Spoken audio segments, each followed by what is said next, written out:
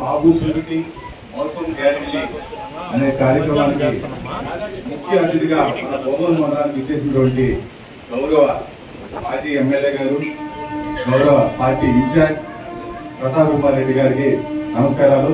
అలాగే స్టేజ్ మీద ఉన్నటువంటి అందరికీ, అంటే టైం లేదు, అందరికీ జిల్లా నాయకులు, మండల నాయకులకి, అలాగే మా సర్పంచులు, ఎంపీటీసీలకి, మా ముఖ్య నాయకులకి, కార్యకర్తలకి, అందరికి కావాలని చూసిన పెద్దలందరికీ నమస్కారాలు.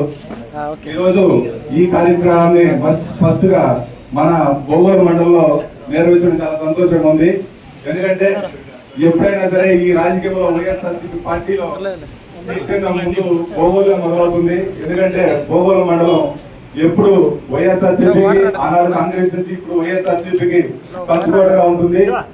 అందులో ప్రస్తుతానికి మన రాజన్న బర్త్డే కూడా చాలా గ్రాండ్ గా జరిగింది. ఇక్కడ మేము అందరూ అటెండ్ అయ్యాం. ఈ రోజు ఈ బాబు మోసం గురించి చెప్పాలంటే నా ఏజ్ అనుకుంటుంది మన చంద్రబాబు గారి మోసాలు చిట్టా.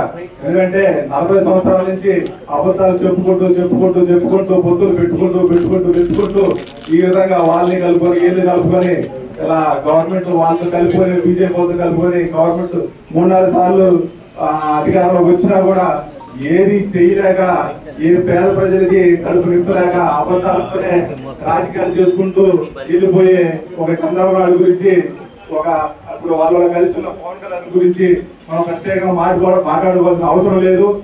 మనం ఏం చేసాం, మనం ఏం చేయబోతున్నాం అని చెప్పుకుంటూ మనం రేపు మళ్ళీ 29లో మన గవర్నమెంట్ వచ్చినప్పుడు మనకి అండగా ఉన్నటువంటి ఈ పేద ప్రజలకి, మన కార్యకర్తలకి ఏం చేయాలి, ఇక మీదట మనతో పాటు ఈ పరిస్థితిలో కూడా మనతో కలిసి నడుస్తున్న కార్యకర్తలకి రేపు, అంటే మన లాస్ట్ టైం గవర్నమెంట్ లో సర్పంచులకి, పంచాయతీలోని కార్యకర్తలకి, ప్రజలకి మధ్య కనెక్షన్ లేకుండా పోయింది. ఈ వాలంటీర్స్ అనే వార్తలు వచ్చిన తర్వాత ఎవరు కూడా కార్యకర్తలు వచ్చి అన్న నాకు ఈ పని కావాలి, సర్పంచ్ గారు నాకు ఈ పని కావాలని అడిగే పరిస్థితి.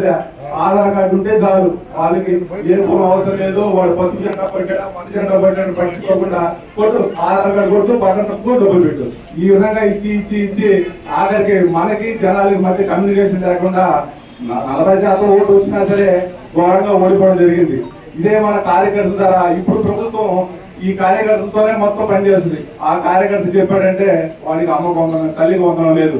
ఆ కార్యకర్త చెప్పాడంటే రైతు భరోసా లేదు. ఆ విధంగా వాళ్ళ పరిపాలన ఉంటుంది. సార్ ఇక దయచేసి మీరు కూడా ఇక్కడి నుంచి ఎవరు కష్టపడుతున్నారు, మన కార్యకర్తలు ఏంటి, వాళ్ళకి ఏం కావాలి, వాళ్ళ ద్వారానే గ్రామాల్లో పరిపాలన జరిగేటట్టు చూసే విధంగా ఆలోచించవలసిందిగా మీ ద్వారా మన అధినాయకులు గారికి మీతో కోరుకుంటున్నాను. సార్ ఎప్పుడైనా సరే కార్యకర్తే మొదటివాడు, కార్యకర్తే పార్టీ అన్నిటికీ మూలం కార్యకర్తే.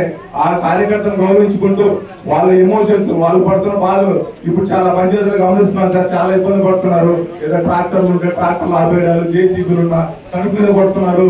ఇది చాలా బాధాకర విషయం. లాస్ట్ గవర్నమెంట్ లో ఇలాంటి చూడలేదు, ఇలాంటి వినలేదు కూడా. ఎందుకు ఈ విధంగా జరుగుతుంది దాన్ని దృష్టిలో పెట్టుకొని మన వాళ్ళకి ఎవరైతే నష్టపోయారో వాళ్ళని గుర్తించుకొని ముందుకెళ్ళాలి. అలాగే ఈ కార్యక్రమాన్ని మనం కూడా పంచాయతీ స్థాయిలో, గ్రామ స్థాయిలో బాగు చేసిన మోసాలని గడప తీసుకెళ్లే బాధ్యత మన మీద ఉంది. అందరూ కలిసి తప్పకుండా ఈ కార్యక్రమాన్ని విజయవంతం చేద్దాం. థ్యాంక్ యూ అందరికి.